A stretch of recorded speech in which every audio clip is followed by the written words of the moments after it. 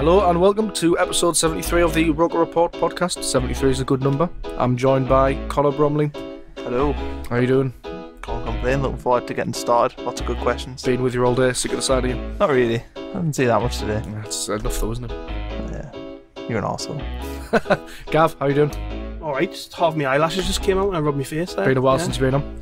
Not bad, aye. Playing on. Wearing a nice green shirt. Green Yeah, shirt, man. summer, innit? Gotta wear my Aye. green work shirts.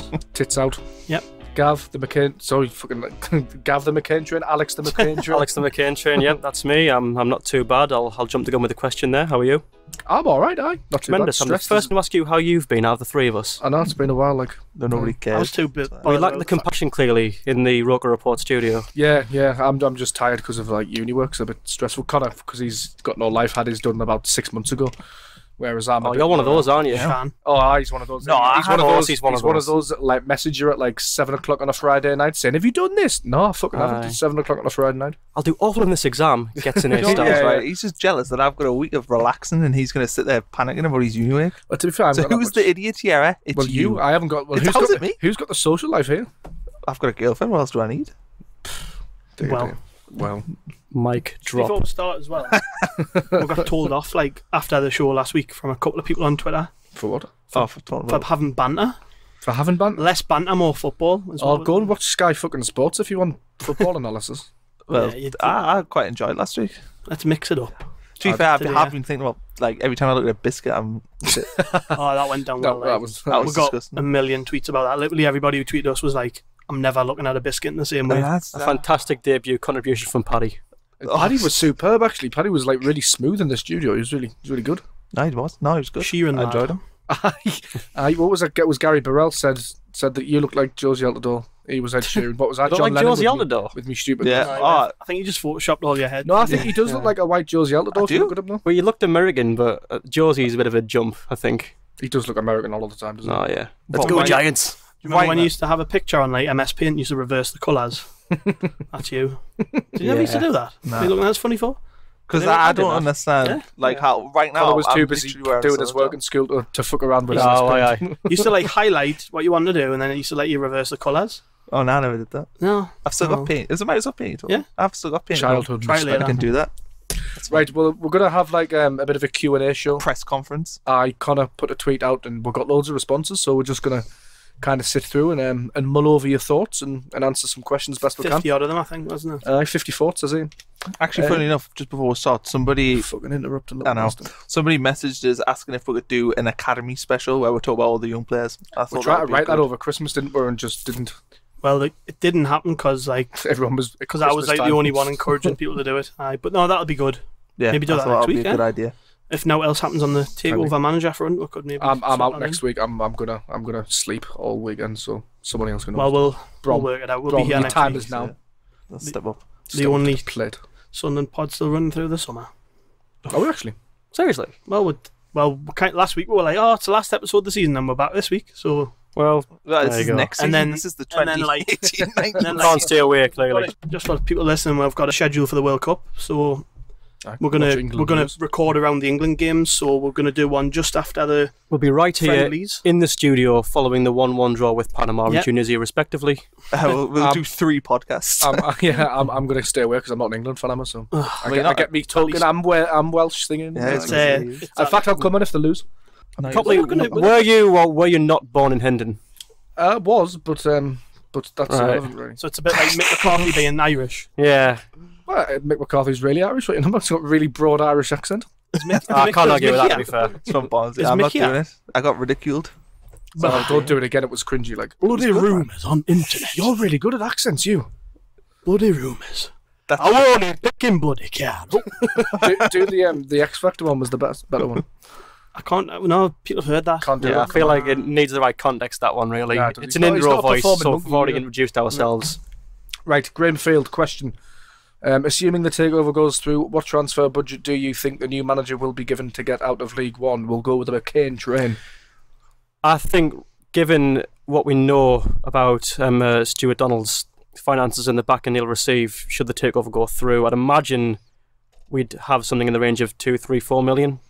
I'm going to say 3 million would be my guesstimate, but I don't really think that's a problem at all. I think for budget like ours. No, too much. I don't know. No, I actually think too little. I think Too little. Yeah, I think it kind of all ties in with who's going to be the manager and what the budget's going to be. I think whatever the manager receives this summer will be a statement. So it'll be like, we're the new owners and we're backing my manager.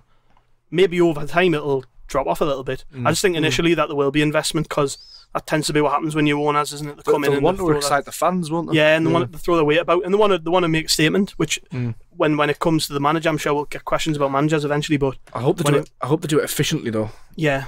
No, God of the days of Baines efficiency. I think really though, with 3 million, like for a League One budget, I think you're looking at double of last year's record budget in League One. So really, I think you'd make a statement with 3 million. I don't know if didn't Blackburn spend like 2-3 million on Bradley Dack? No, 750. Was it? I know. I remember hearing a thing that what we spent was only eclipsed by 2 teams in League One, which was Blackburn and Wigan. Aye. Yeah.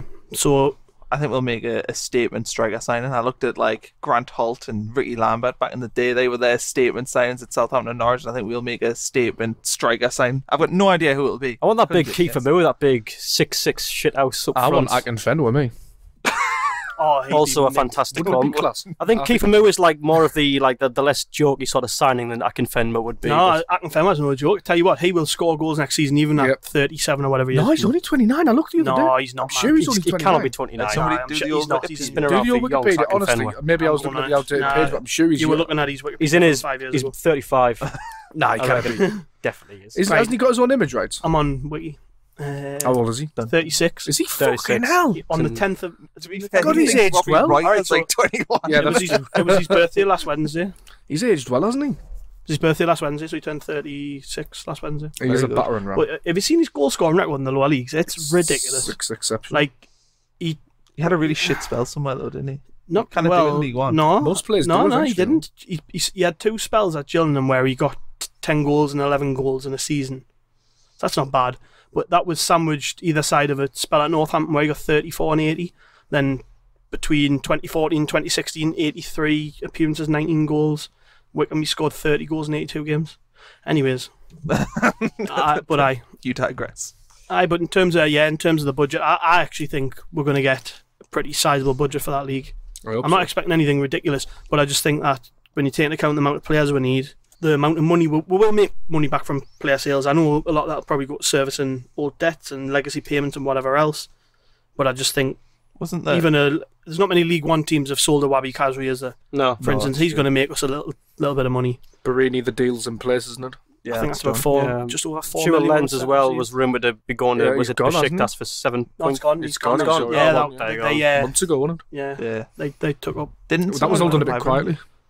Didn't somebody try and buy Bruni like in January but couldn't? No. Well, the rumours over in Italy are that because he doesn't play much under Gattuso, but they haven't finished well, so I think they can't finish higher than 6th or lower than 6th.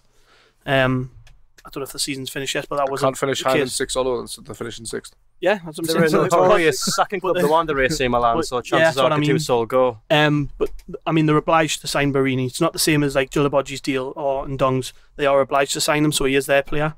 But there was a rumours in their media that they were going to sell him straight on. There was one rumour linking him to Juventus as part of a deal for Mandzukic. God, imagine. But Barini and Turin. Italian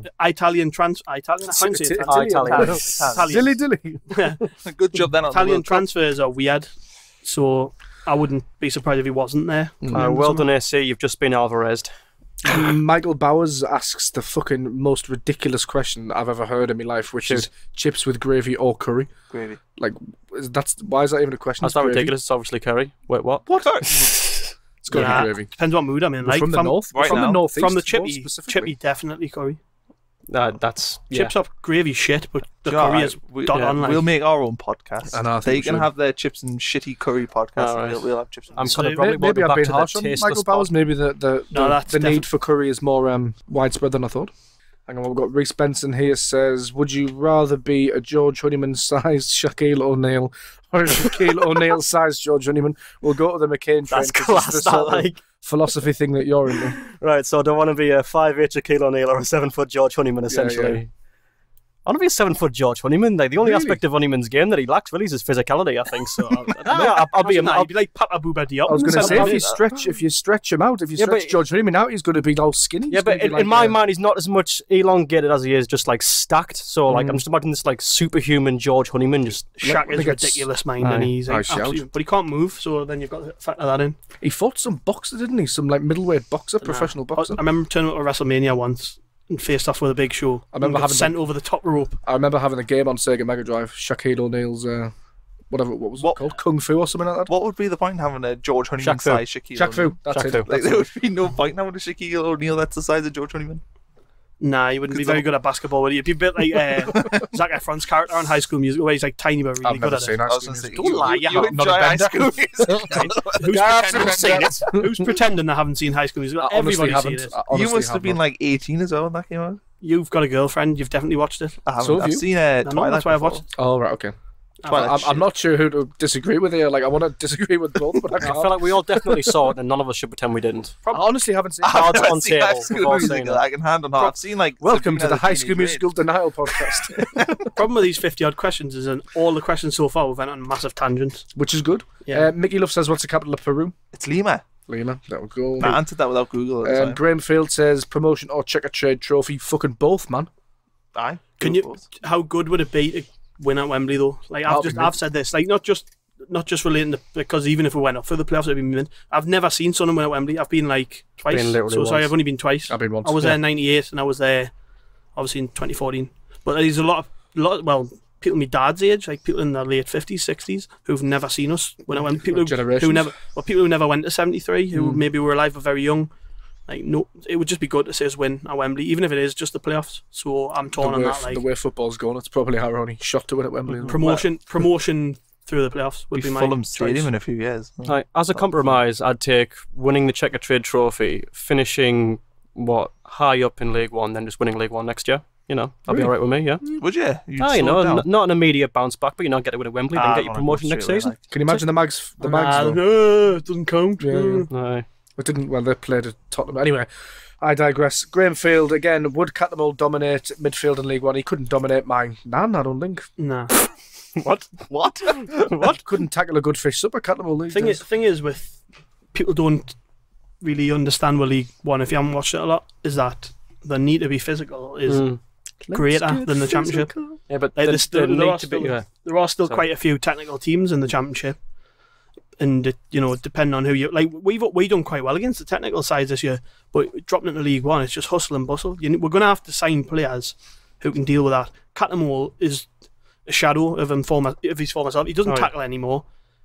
Anybody with pace runs at him, he's gone because he just sticks his hand up instead of trying to actually put a foot in. So I actually think it'd be just as ineffective, if worse. I think we need to move on.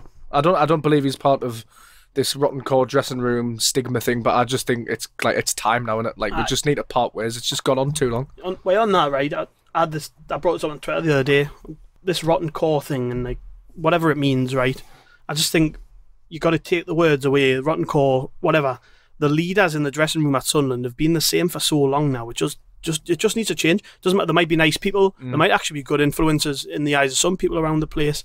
I just think like it's just time now to have a clean sweep right the way through the club. Yeah. And him and O'Shea have been there that long now. They've been through so many managers and so many disappointments. I don't understand how, like, they've been so accustomed to failure. How can they be then the leaders of a team that wins every week? I don't understand it. If anything, it's going to be nice to have this complete reset button where, like, we won't have this wild conspiracy theory trotted out every time we lose. I think maybe rotten cause probably quite like a cynical way to just look at what is a losing mentality, and that's ingrained largely in Cattermole and O'Shea, who, like you say, have been through loads of managers who've seen far more losses than wins and have been relegated twice in 2 successive years. So really, for better or worse of them as people, the symbolic of failure, and they've just got to go on the basis of that. But yeah, good summary. I think you've got to look at one. People don't like bringing up Newcastle, but you do have to look at what they did. They went down from the Premier League. They binned Taylor and Colaccini, who were the captain and vice captain. Jonas went as well. And all the big characters in the dressing room left. Even like the likes of Tim Krul, who you thought would have stuck around. Yeah, all those big characters left, and they stuck the armband on Lascelles, totally changed the mentality around the place. there was a fresh, youthful feel about Newcastle, and they did well to get promoted, and they've had a good season this year. And I think a lot of that's down to just the change in mentality in the dressing room. And they've got 2 Nando's. Yeah, and an airport. Shit, forgot about that. I know, and apparently it is actually not in Northumberland. So people keep good. saying that because I used to argue that. Pontyland. It's in Woolsington. I've just not. I'm reading through these questions here, Connor, and you've just answered them all personally anyway. So I don't know why people aren't going to listen because you've answered the fucking questions. No, I haven't. World Cup. Does anybody care? Yes, it's football. Yeah, but what's your thoughts on what's your thoughts on the Findus crispy pancake? I googled that. I didn't know the way. No, I used to like them back when I was a kid. Like, I've never had one. just basically like Never had one. Pancake in a packet type thing. frozen pancakes. Yes, with like mince, Oh, them like rolled up ones. mince and onion pancakes. Oh dear. Ming-a-ling-ling. Oh, I was thinking like the chocolate ones. Oh, we've got a good one here, which will be nice to do on the subject of our friendly neighbours up the road. Tom says, psychoanalysis of Michael Martin. Oh, I'll have, wait, no, not this one. There's another Michael Martin one that I'll have later, though. All right, okay. Is it? Psychoanalysis. I don't know. Most of us have friends who are Newcastle fans, right? Like most of my mates are Newcastle fans, and we're like really good friends, got everything in common. And then it comes to football, and I just hate them. They're assholes, aren't they? Oh, awful! And I just think it's this ingrained thing in a Newcastle fan, which is instantly dislikable. They can't help but talk about Sunderland. Mm. And I mean, I actually tweeted about him the other day and said, just ignore him, because he's actually feeding off people tweeting him and messaging him. It's about, I remember being at work on the last Sunday, so bank holiday, bearing in mind everyone's out in the sun, was Scorchio as well, goes on Twitter, and he's posting like articles about Sunderland's finance. Bank holiday Monday, you got kids, haven't you? You can imagine a man just like shut away in his house, typing away about Sunderland's finances while the rest of the world carries on with what is drinking cup a of nice in day. the sun. Yeah. It's a business, though, isn't it? I mean, he's probably getting 50,000 clicks off that article.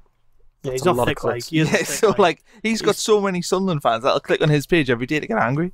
And he'll read the stuff and get angry about it, and that's what he feeds appealing off. to the angry. Mind, I think he's always been like that before those days. Like, I think he's just a bit of a mad troll, like.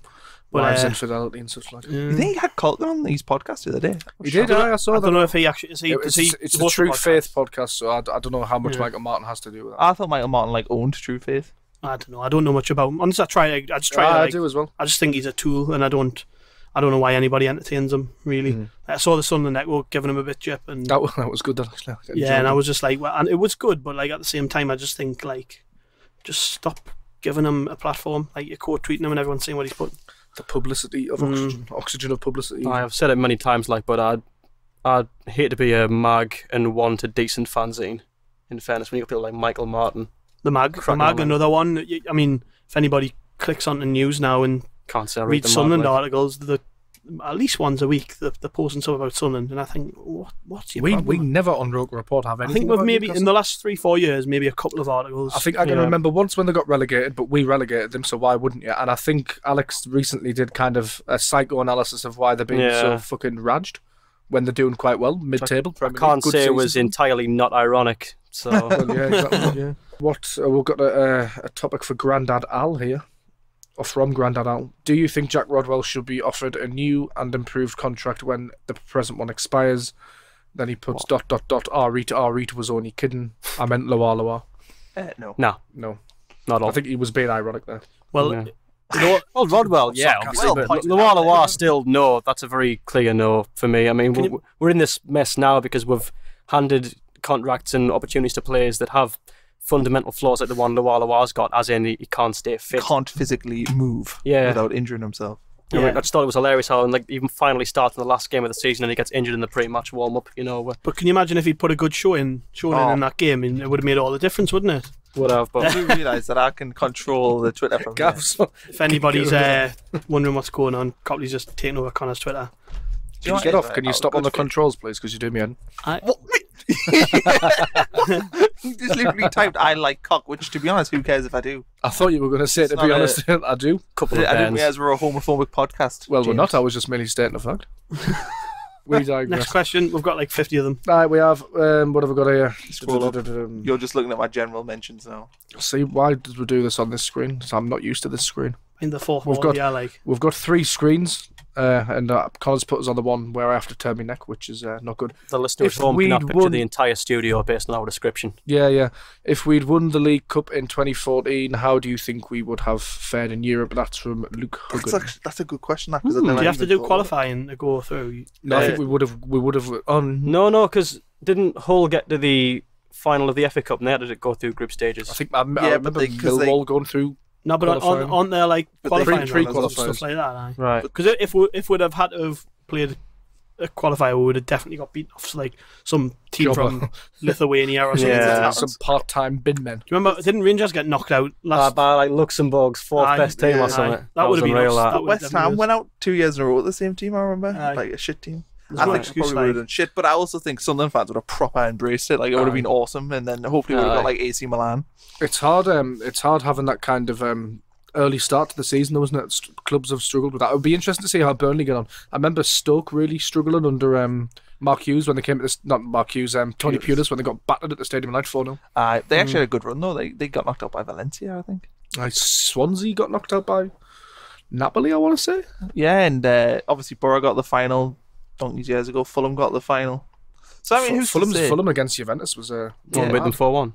Yeah. Who's to say that we couldn't have done the same? I think if we'd won the League Cup, we would have got the final of the UEFA Cup. Why not? I'm just trying to think what was the team like that season. So Poyer was manager. Signed like Rodwell. Yeah, Alonso went back on loan. We got Defoe in the January. Signed Virginia on a perm. I'm just wondering, like, the don't early really season, get any extra money for I'm trying to think what the pre-season was like. I think it was pretty unspectacular. We beat Dalton and we drew with like Udinese. Don't we always? We beat Udinese 2-0. Remember that? Sorry? Yeah. Was it Betis we drew with? I'm sure we did. I think we beat Betis and Udinese towards the end and like drew 0-0 and either won or lost 1-0 for the rest of them. I can remember we signed Van Aanholt that summer. I don't know, maybe we would have done alright, but it's hard to say, innit? Thing is, though, if we'd actually got like an easier draw and won a couple of competitive games, then you never know, could have given a bit of momentum and wouldn't have lost to. And how was it? Who'd we lose to at the start of the season? Who'd we play opening day? West Brom 2-2. Oh, yeah. Is that when Catamol scored? We just kept drawing at the start of the season, wasn't it? I dropped a bottle of wine all over the floor. Yeah. We had it on in the front. Was it red? And my mate was like, he scored, what a goal! And I was like opening the fridge and I slammed the door and the wine came flying out all over the floor and smashed everywhere. We loved that bloke back then. Yeah, shorts pulled high. Like our aspirations back then. Yep. Not so much anymore. Right, what have we got now? Alex Catcherside says, what 3 players realistically do you think we should target to get us straight back up? Someone asked me the other day that, and I actually sat and tried to think about it, and it's hard. Like, I was thinking, well, we're going to need good League One players, and then you think, well, who's the best players in League One? 2 of them come from Peterborough, who we've got no chance of signing realistically with the money we're going to have. I'm not saying we'll have a competitive budget, but Jack Marriott's probably going to go to a top championship team. Marcus Madison, another one. We should have signed him when we had the. Well, Peterborough have transfer listed him on purpose because he's literally stock couldn't be higher than it is right now. I think he's like the top, most productive player in League One last season. Didn't they say that he'd agreed that if they didn't go up, he would be allowed to go up? That was it. Yeah, he sat down with the chairman the summer before and they agreed that. So the thing is, those players are going to go to good sides, aren't they? So, and then I don't really know enough about it. I think I was looking at I done like a piece for the site about centre forwards we could target from League 2, or was it just players from League 2? I can't remember. But anyways, I came across this guy from Cheltenham called Mohamed Isa, and he's like I think he's 20-year-old centre forward who they signed from Greenwich Borough, and he got 50 goals in 100 games. Craigie. And they signed him. Nobody knew who he was. And then he got like 20-odd goals this season in his first season in the Football League. Well, that's what you want, isn't it? That mould of players. I'm not doing anything. I'm just looking for tweets, man. No, you're not. Yeah, I am. Same. I don't think you are doing that right now. That's what I'm doing. That's all I'm doing, for God's sake. Why would you go off my Twitter, which has all the tweets at your hand, and rather than go on Twitter and I don't know what? Because I was just looking for a specific tweet. Like, if you're going to interrupt the production of the show, then leave. Let me do me thing. I'm going to log out soon. Fuck you, Brom. Read the tweets off. Fuck you, Brom. Yeah, I like that. I'm going to get a cap made with that one.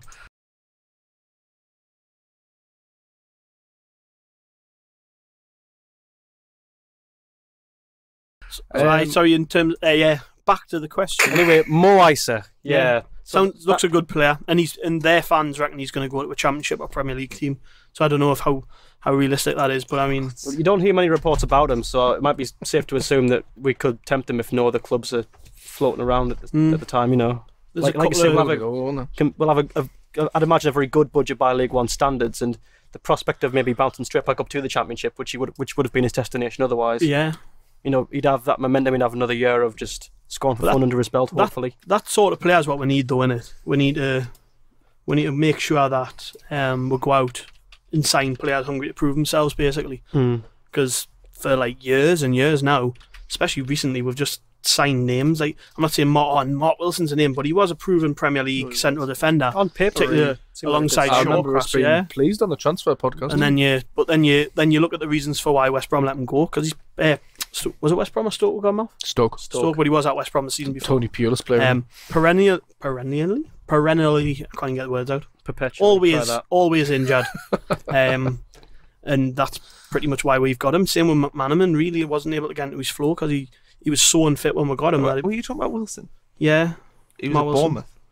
Was it Bournemouth? Was it? It was Bournemouth, actually. Yeah, but he wasn't he at West Brom the season before we got him? I thought he was on loan at Bournemouth and we got him off Stoke. No, Connor's right. We got him off Bournemouth, but he had been on loan at West Brom the season before. I thought you were talking about Manaman. Yeah, sorry, but no, but and like go back to earlier, Loa. These are players that were released for a reason, and we've kind of now just got to be like, all right, they've had a couple of decent seasons in the past, but we need to sign players now who are going to actually be able to play pretty much every game in League One without breaking down like most of the ones where you've had the season have, and two, are hungry enough to succeed. Like, what did Mark Wilson have to prove coming to Sunderland? Like, we just need to stop signing players like that and signing injury-prone players. If we thought Mark Wilson and McManaman were bad, they'll just wait till we saw Johnny Williams.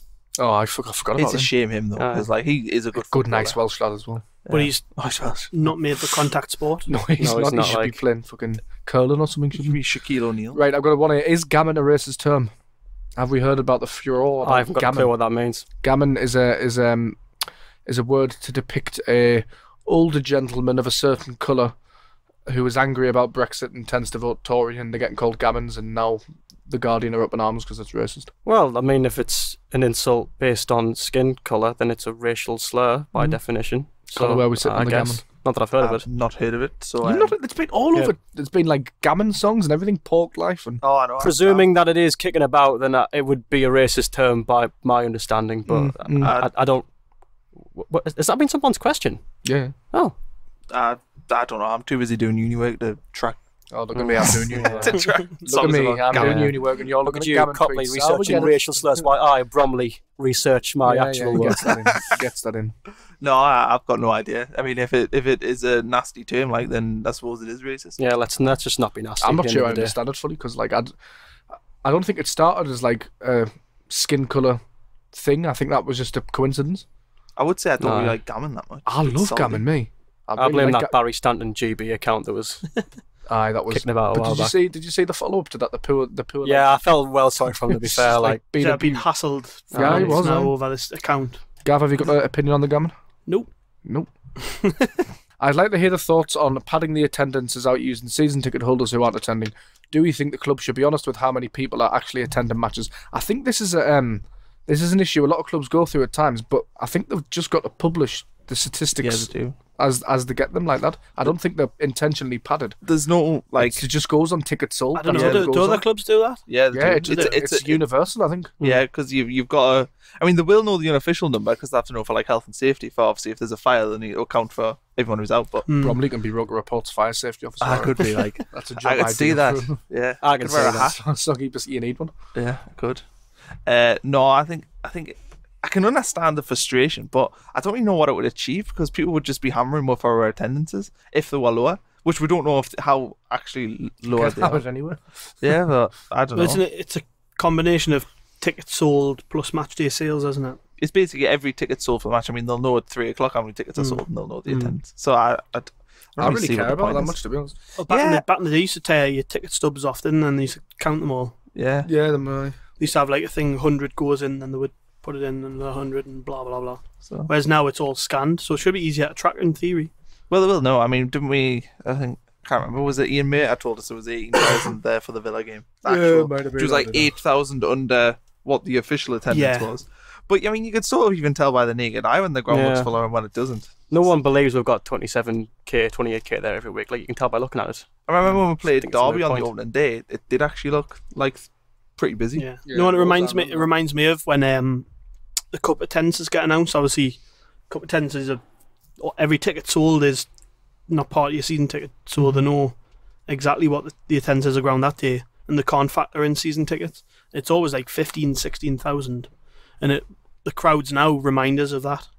You know what I mean? I still think it's a bit busier than that. Yeah, but back when we used to get 40,000 every week on a cup game, I would look around and be like, oh, you could work out pretty much what it was. And now I turn up to home games now and I'm like, yeah, I can pretty much estimate what the crowd is today, just off the back of that, basically.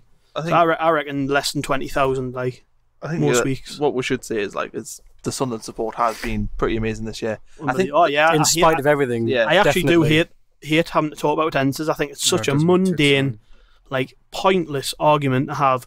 Newcastle fans are obsessed with talking about it. But it seems like most of the away day culture in football's obsessed about talking. It's every season. Well, we took 10,000 to Villa on a midweek. Well, you only took 8,000. Your fans are terrible. Quietest fans I've ever heard, says Dave from Norwich. It's just like, I'll tell you when it bothers me most is, like, I think it was the anniversary of the Everton game when we won 3-0. Like last week, and there was a video knocking about like 2 years ago today, and honestly I just looked at that video and it wasn't necessarily just the crowd, it was everything, and I was like, God, it seems like yonks ago that, and the place was buzzing, it was bouncing. Kone scored that second goal, his first goal, and the play, because everybody knew once we got that second we'd won the game, and the place was absolutely bouncing, and I was just like, it's a different world back then, like. And that's when it bothers me when I see what it was like not long ago.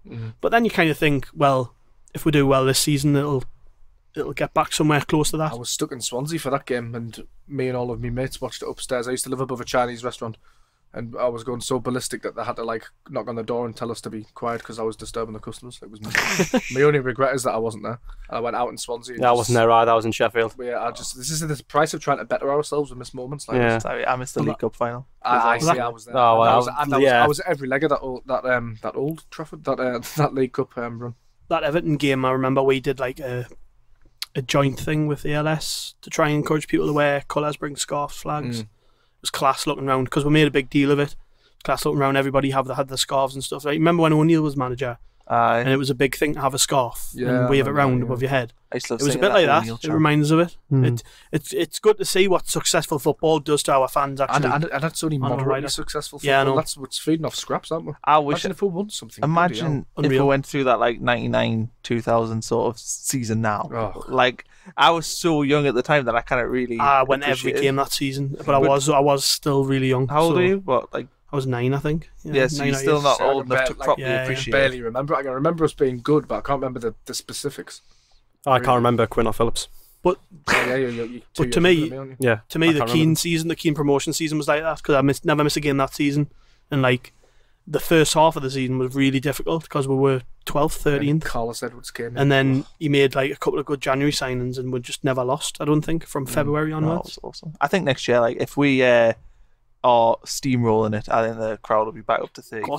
It's amazing how much like a good set of results will just galvanise the entire fan base. I mean, we've been deprived of wins for so many years, and like once that momentum's back, if obviously a big if, we hit the ground running. If we get the right manager who brings in the right players, and we do take League One like everyone's expecting us to, that'll do wonders. We'll wonder why we ever disconnected in the first place. It'll be all the nightmare will be over. We'll get called fickle as well, but all football fans are. Like, show me a football fan that isn't occasionally fickle. Any fan base now situation would be the same, if not worse. But I think it would be. Yeah, I think it would probably be worse. Well, that's an interesting, like, even debate in itself. Like Leeds United, I think we would all say they're a big club, and Sheffield Wednesday, they've done it too, and their crowds haven't held up even at this stage, or ours has, and ours has probably arguably been worse. The fact it's been 2 straight bottom place finishes, and I think. And we weren't really in it at all. Yeah, we never ever looked. I know we were always within touching distance, but we never ever actually looked like getting out of it, did we? At any stage. I think that's the sort of thing like Stuart Donald will be looking at. He'll know for a fact that if he can turn it around, he'll be looking at a club that can play in front of 40,000 minimum every game. If if we were a team that was competitive again, then that's what it is. That's the market for it.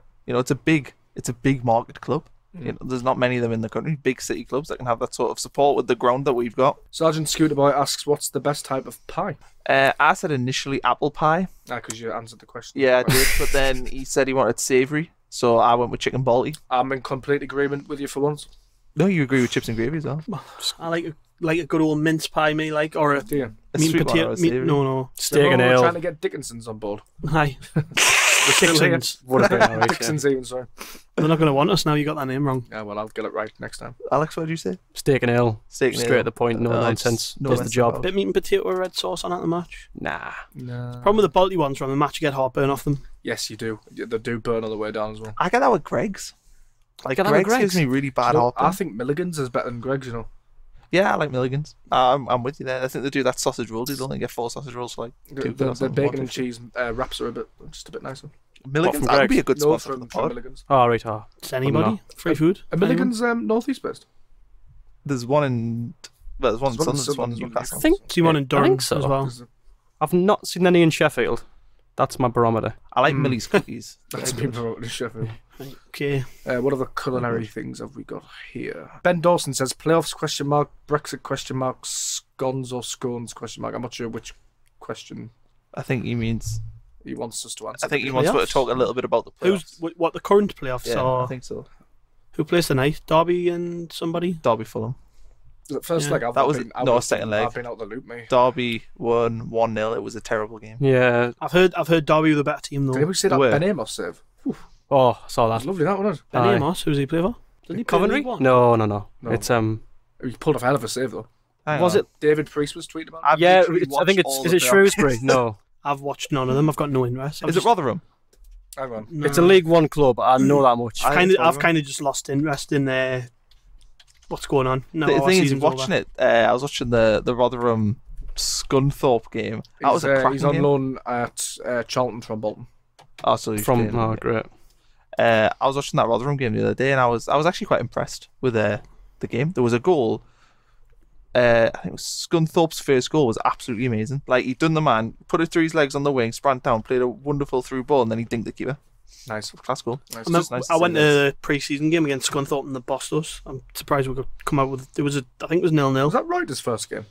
That was right his first. Wait, no. Second, no, he played at Bradford then. He had a very good game that game, though, didn't he? That was the one where he was like kissing his baby on the head. And...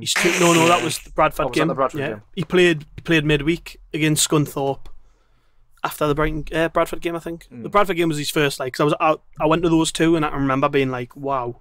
He looked naughty. In both games, he made saves in injury time, which stopped us from getting beat. Whatever, I can't remember what the result was, but he played really well. I remember Lenz scoring at Bradford. Jerry Lenz was class. No, Jerry Lenz absolutely battered that pre-season.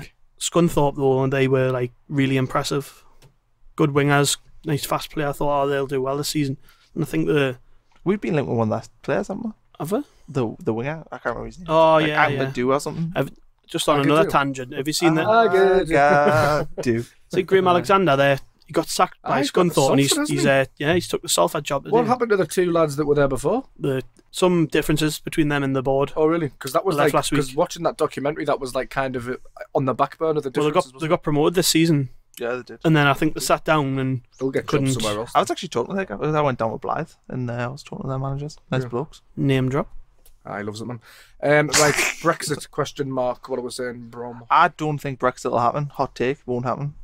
It's not hardly a hot take, but I think it is a bit of a hot take. It's a fairly tepid take, that one, if anything, really. Alex, do you have any scolding takes? I think it'll happen, yeah, but I think it'll just be a long, arduous, boring process, and once it's gone through, all the jokes will be exhausted, and then... Are you for or against Brexit? Nah, for what it's worth, I'm against it. I'm against it, also. I'm a Ramona. I'm one of these. I just generally don't care. Do you know? I wish I did. Do you not get annoyed though? You might have to pay for your phone when you go to Spain now. No. You have to get a different passport, go through a different check. You might need a visa, go on holiday. Go on holiday once every 2 years. You get annoyed by the little things where I get annoyed by the big ideological prospects of. No, I agree with that sort of stuff. I was just trying to identify with Gav's level because he seemed like he didn't want to talk about politics. Blue passports though, lads. Just look on the bright side, are you? Yeah. I don't mind a bit of politics. I just like Alex said, it's a bit boring and That's exhausting. It is, yeah. I kind of have a vested To the interest point in where politics. It's a thing you need to do. Vote. It's like I don't have a passion for brushing my teeth. I've just got to do it. I've got to vote. I don't really care. Has anyone played Football Manager this year where it actually does Brexit? Yeah. It's like you can't Britain have left the EU. Work permits will now be harder to come by. Sick. You can't buy anyone. Yeah, it's I like didn't get this year's Football Manager. It was on last year's it's Football funny Manager as because well. it's Yeah. legally accurate. Yeah, it is. It's just annoying because you can't sign players within Europe. Exactly. Scones or scones, sorry. Scone. Yeah, all in agreement because we're all not posh and from the northeast. Yeah. What's your most agonising what-if moment for Sunderland? For me, it's what if Yaya Toure shot wax off the bar in the Capital One Cup final. I think we'd have held them to 70 minutes and we would have won the final. I think, while I agree with a lot of that, I think it's when we played Spurs in 2001 and we were 2-0 up and we lost 3-2. And everything just seemed to tumble down after that point. Didn't we do that against West Ham as well? Or was there a 2-2 under Reed or something where we could have been like top of Christmas or something? Yeah. I think that was the same season. That's a what-if moment. I think mine, I probably agree with that one, the one mentioned in the question, but another one's what if we'd appointed Sean Dyche instead of Dick Advocat? Could we have actually got Sean Dyche? Sean Dyche met the players. Did he? Yeah. That's a hot take, that one. Like, Yeah. we all laughed. More people were like, Sean Dyche, we've got Dick Advocat. We don't need this. Dyche met the players, that's how close that was. Short list of manager of the season. Do you know what I mean? Like, imagine. I didn't know that. I wanted him at the time. I remember. I wanted him at the Sean time because Dyche would have properly got this area. He just knows. Nice. I've met him before. He's a nice guy. Oh, name dropping, yeah. I didn't do a Conor Brother and go, well, I was on media duties at St James's Park. I just met him. You've just done it though. I know. I was trying to get it in. There you go. Putting no past us. Basically, just confirmed you're a mag. So. Yeah, I'm a fuck. Loves the mags. You fucking live in Newcastle? I don't live in Newcastle. You live near enough. Well, I live on the. Well, if I'm you're born in Blythe, you should support. Well, my what if moment. He's going to be good at this hosting stuff.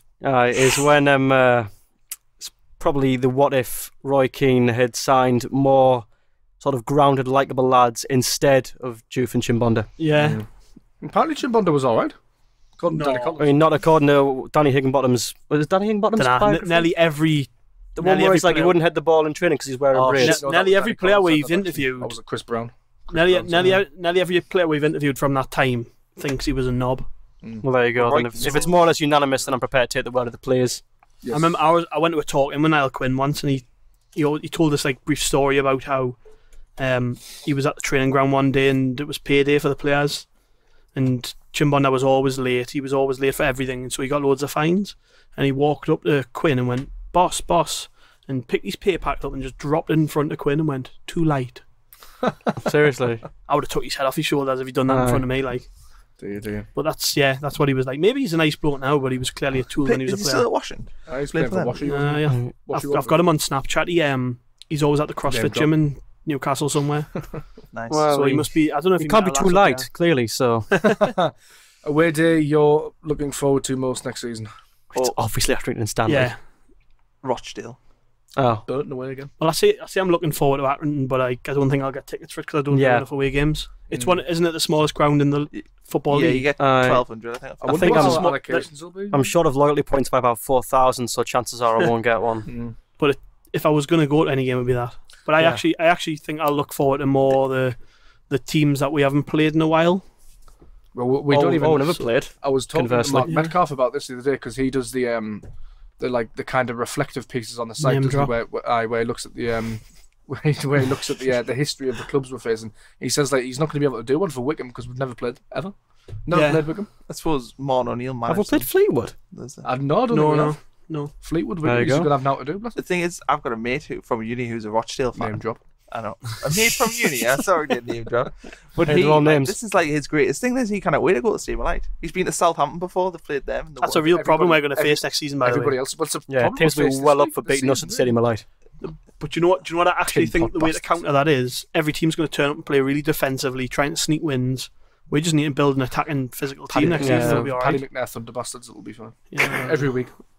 Without fail. Do you think he'll stay? That's probably a question. I don't think he will. I think he'll be. I do. Unless I think the problem is that he was injured for so long. I know he had a good run towards the end of the season, which kind of dispels a little bit of that, but I just think he was injured for so long. Teams are going to be wary of spending big on him. A lot of big spenders will be sceptical, thinking, right, we could take a chance on Paddy McNair, or we could look at the other options of around the same quality who aren't injured fairly often. And as well, our transfer window ends really early. I'm trying to take the first week of August. But if a club are looking for a cut price player, someone that they know that's quality but is a risk, then you might get somebody coming in. He would be perfect for Cardiff.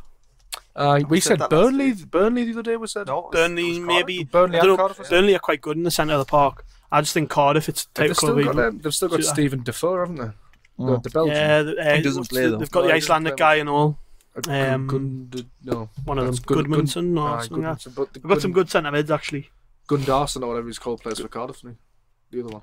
Gunnison. So the Icelandic guy. Aye. Claps. Next, yes, let's go. Mac and Q says, I want a pre-done Cops versus Bromley. Oh, fuck. There's that one out the window already. A pre-done Cops versus Bromley, best Sunderland 11, but don't share them with each other until the show. Well, we completely forgot to do that. Sorry. Never. We could put it in like podcast notes or something. We could do it on Twitter maybe. Yeah, something like that. I'll do it on Twitter. We'll do 4. You do yours as well. Aye.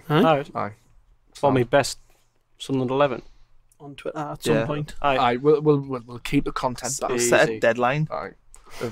You're all getting shithoused. I can already conceive of my immaculate team. I'll meet mine tonight. If it's tomorrow, I'll make sure it's done. Peter Frecker says, and quite rightly so, it would be good to give Julio Arco a little mention since he retired this weekend. Top man. Yeah, definitely in agreement. One of my favourite players. And it says something about how popular he was in Sunderland, that he played more games for Borough and is still quite fondly remembered. And still only ever really gets associated with Sunderland. Yeah. It also highlights that Borough's not a derby, because why would we care? if it was Newcastle, would probably hate him. I remember it was only a couple of games into the season after he'd left. I think it might. I think it might have been the West Brom game when Keane was in the. Remember when Keane was in the crowd, the West Brom game? Yeah. We beat them at home, and that was the game before he took over. I'm pretty sure, because I've always sat in the southwest, and I'm pretty sure Arca was in a box behind us, and the whole crowd was singing his name. So he just left to go to Borough. I met him recently. I think I met him in the summer when I was DJing, more name dropping. And he walked in, and I spotted him, so I thought, oh fuck it, I'll play a song. So I played a song. What is it now again? What's it called? Gold by Spandau Ballet. That's the one, Spandau Ballet. And I played it, and like he looked straight over and came over and shook my hand and got a photo with us. It was class. He was a really nice guy. I went to a talking with what he'd done at Whitburn a couple of years ago, and we went like out in the town after, and he was in the smoking area. Gatsby's just handing tabs out. Was he getting? Boy, he's classy as well. Like especially at that level, at the level South Shields are at. He's a nice operator, isn't he? Well, I read the statement from the Shields chairman. They were pretty good that he didn't want to stay on. Like, I think it's the travel. He's got like a young family. Yeah. And they've travelled loads. Yeah. I think they had like a trip to North Wales this season. Oh bloody hell! Who'd want to go? Can't remember something key. Can't remember. Anyway, is it Connor's Key? Something like that. Yeah, maybe they had to play a game in Wales anyways. And next season I think it goes even further afield, because obviously the league below the Conference North. No, 2 below. They're not. League below the Conference North. How? Northern Premier League. You get promoted out there. You go to the Conference North. Shit! Because they went out. Fucking hell! Do you want to be a sports journalist? You cover Blythe, who played in the Conference North like 2 years ago. Still down there. Premier League. Yeah. No. You're right. Yeah. You're right. So Julio legend. Like my favourite as a kid. Like I was one of I used to have him on the back of all my tops, and I don't know. It was the number as well. I used to like the number 33. I think Mickey Gray had it before him for a bit. It was great. We went through a spell where like half decent players all wore 33, and then Catamol got it. Catamol was good. We had 33 though for the Great Escape season. He was. Yeah, but yeah, that's a bygone era. I would love to get him on here. I think he actually spoke to him not long ago, and he said he would like. He's been on Wise Men. I think he's done a couple of the Wise Men Say live shows as well. Yeah, what it was is another peep behind the wall. Like, but we struggled to get people together last week, and like I went rushing around trying to find guests for the show, and I messaged Julio, and he said he won't be available Tuesdays, Wednesdays, and Thursdays. Not good for me in the afternoon. And I said, well, we usually record on a Monday. We'll get back in touch in a few weeks. Maybe. Hope you're well. And he went, okay, not a problem, with a thumbs up. Oh, so we might even get more Julio on the side. Well, that's as good as confirmed, really. Parker has signed for the Roker Rapport. That would be good. We have a question from James Nichols, his mate J Dizzle T Dog. I think this is Johnny Thornton that got punched in the face at Leeds. So he's name drop. He's probably still fuming about that. He says, "How will Kazri fare against England in the World Cup?" I think he'll probably do well. I think he's had a good season, very good. Just season. Against England, like. Well, just in general, I'm sure he means in general, but he says his season's tailed off. You know, I read he had an article the other week where he was getting criticised for. Maybe that's deliberate, or because they were kind of just mid-table. They were just there, weren't they? Yeah, so and then he responded by like playing really well at the weekend. I'm sure he'll do all right. Confident players, tricky players against England's backline. Well, I just think they're gonna. The only thing that might stifle him, they play quite defensive against England. He'll be the outlet, won't he? Yeah, So. I think he's been playing centre forward this season, so. False nine sometimes. But it would be typical. I remember when Asamoah Gyan played for Ghana against England and scored. Everyone celebrated in Sunderland, which was. I did. I was like, "Hey, get in!" He scored, and then realised what I'd done. He played like Drogba. He was unbelievable that night. He's phenomenal. There was loads of Ghana fans there as well. It was class. So probably quite well. Aye. Did anyone see Giaccherini's goal? Strike on it. I didn't realise he was out on loan from where Napoli's Chievo. That's who he scored for against his old team Bologna, who we loaned him to. Yeah, see that could have been a what if, couldn't it? What if Giaccherini at Sunderland worked? You know, what if there was that spell, wasn't there, when he played behind Connor Wickham and did quite well? Do you remember fleeting it maybe the Confederation Cup before he I think he just signed or he was just about to sign. Was that when we were in that tournament and then like him and Cabral were like world beaters or something? No, are you not thinking? No, you're thinking. I'm thinking of the Asia Trophy. No, this was for Italy, wasn't it? Yeah, it was Italy. Yeah, I remember. Was that the same Asia Trophy that Ryan Noble scored a fucking really impressive goal in under Martin O'Neill? 1-3-2 against somebody. Yeah. I know what you're talking about. It was when Conte was the Italy manager, because Antonio Conte loves Giaccherini. He's like, he played him a lot in the Euros. He wasn't going to go to Chelsea. Yeah, well, that was a rumours, but he signed him. He played under him at Juve. He's like a proper hard work, and so we could have had Giaccherini and Alonso and Conte. That would have worked nicely. I'm struggling for questions here. Like Adam Curry says, should we embrace success from the distant past, or does it just distract from recent problems? I think it means recent. Hey, there's nothing wrong with sort of, you know, bringing up good stuff that's happened at the club, as long as you don't live vicariously through achievements that are God knows how far away. You know, you've got to look towards the future, but you know, there's nothing wrong with the odd on this day. I agree. I think you've got to cast an eye back to the past. It's all about moderation, really, isn't it? Especially when a club like, for me, the history of Sunderland is crucial at the moment, because without the history of Sunderland, then the club doesn't really have much identity at the moment. No, that's true.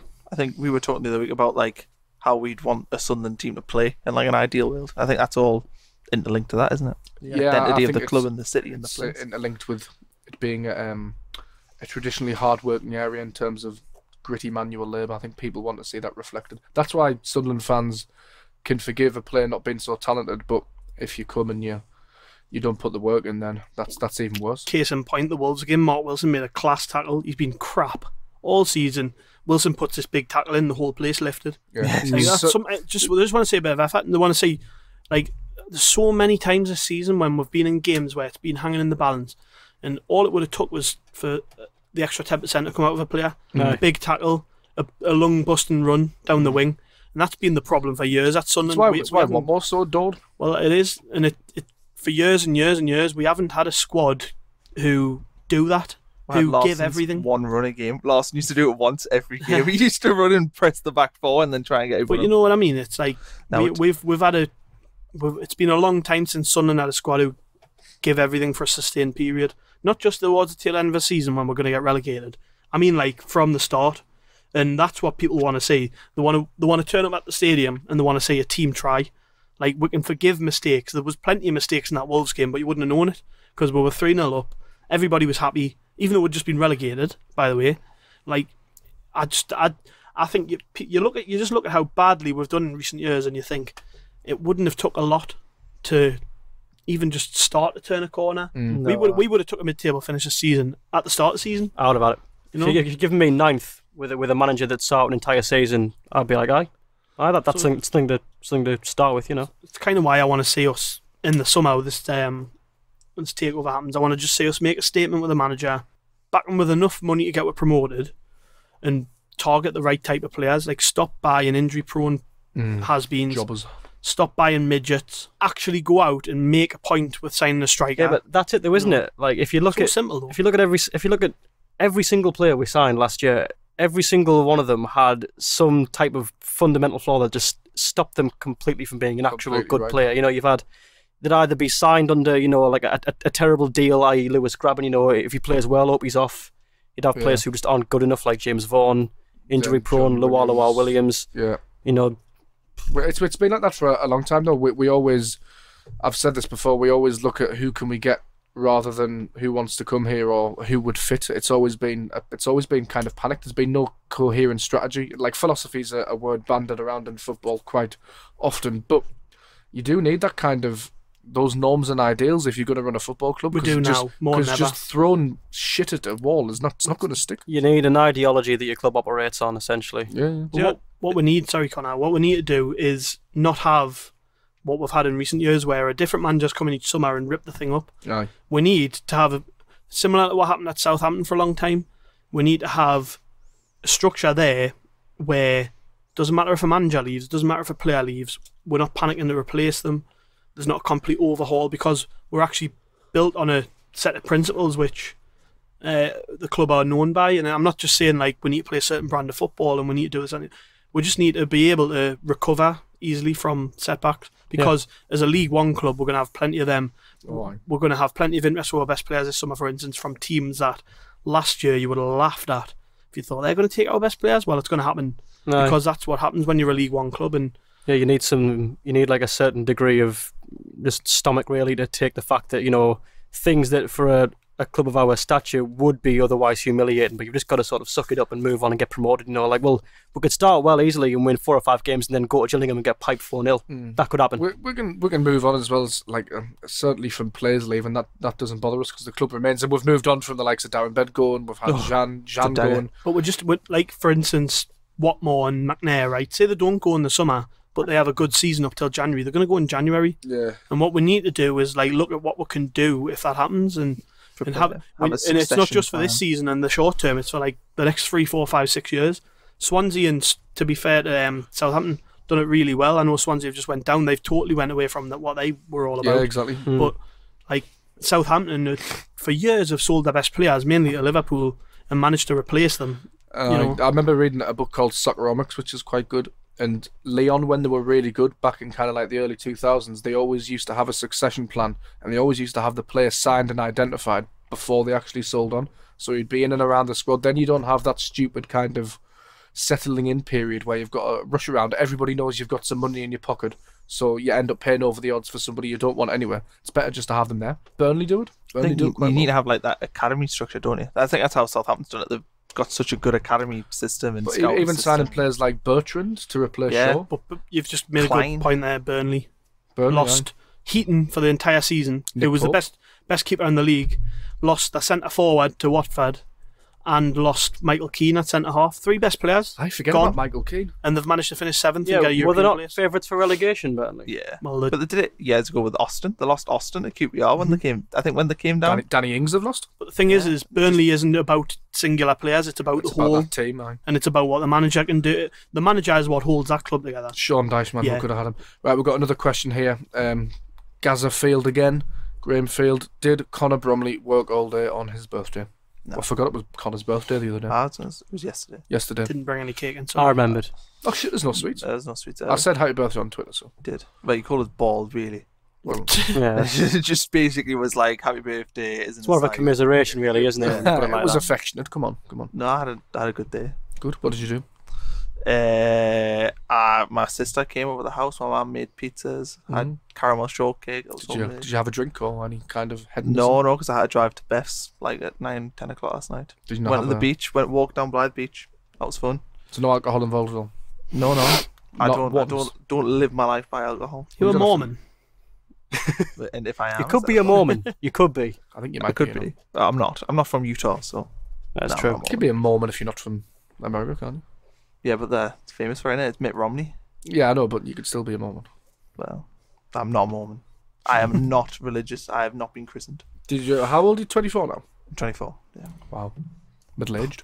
And have people like happy 40th and that? like pains in the arse. To be fair, it's like two extremes here because you've got Alex, who's like very baby-faced, looking very young, and then Connor, who I'm just rugged, is wearing his years. I'm only 15, you know. Right, I think that concludes because we've gone through like a lot of these questions and we've covered a lot of ground. I think we've went over an hour, solid. We are. Actually, we did spend about 10 minutes. We'll answer this last one because it's quite a good question. Actually, I've just seen it. What's your thoughts on this documentary at the Sol this year? Hard to put a positive spin on a double relegation. I know this was happening loads in the 90s with the teams that had been doing shit: Doncaster, Luton, Peterborough, and England. Or either Graham Taylor one, like England one was terrible, wasn't it?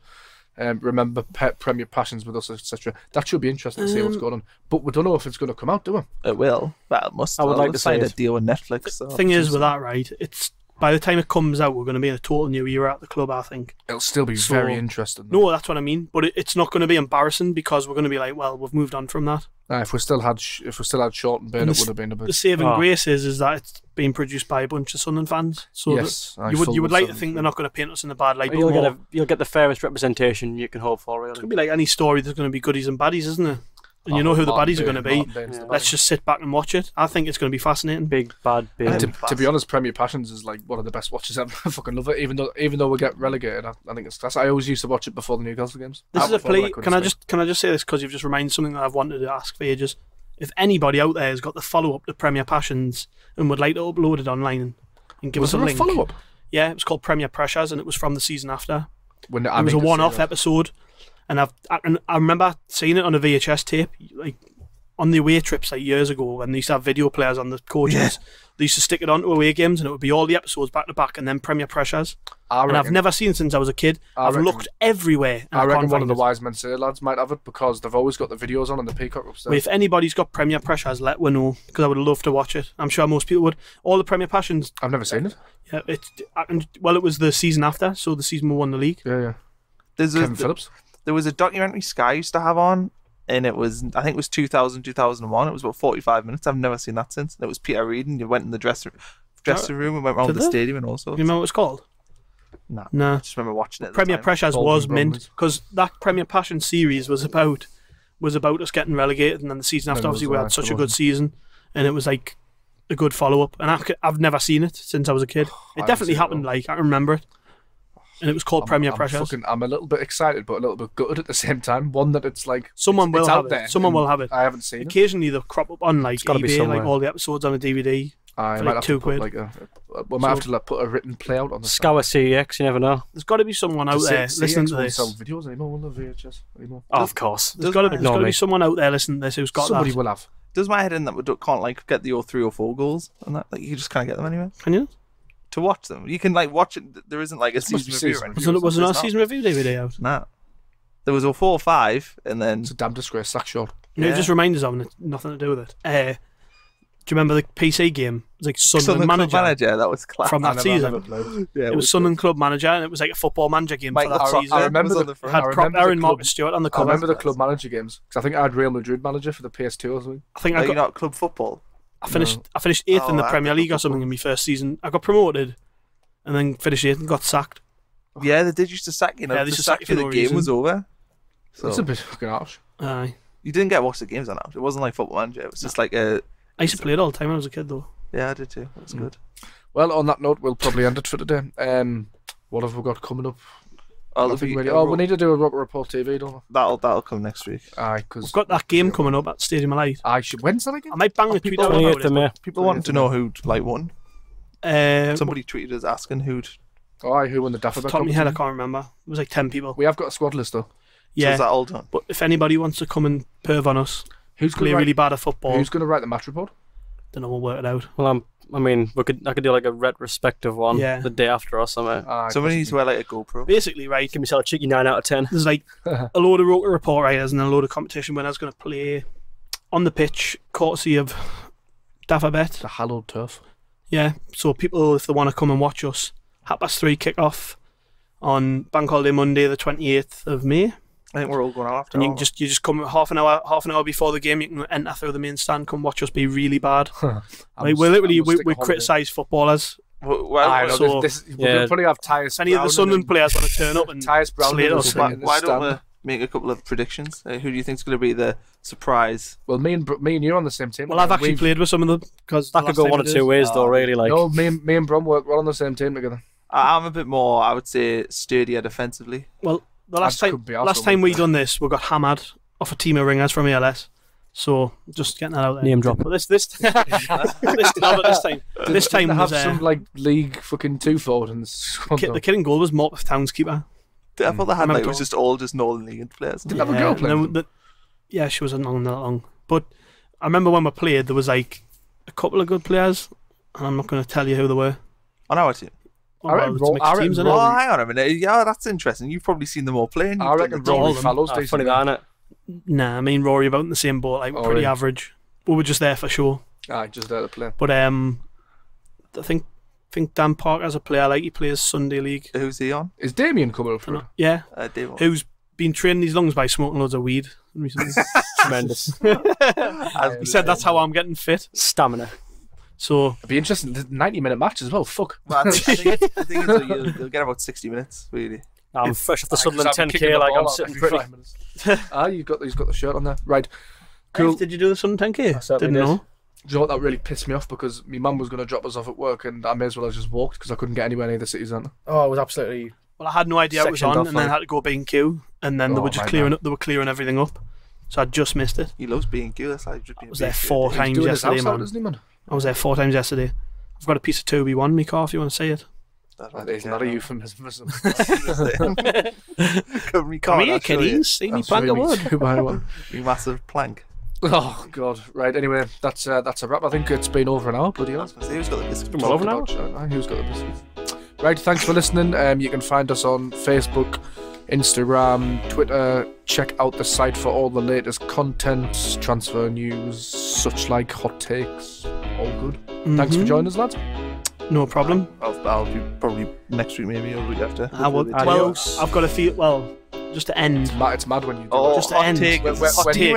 When you round it up and then just Bromley keeps talking. It's a hot take. Takes of every temperature have been had on the Roker Rapport podcast. At some point in the next couple of days, I think the takeover will be done. So happy days. So I reckon by next week we'll have something very interesting to talk about. So we probably will be back. Very good. Class. Right. Thanks for listening. Cheers. Bye-bye. Bye. Bye.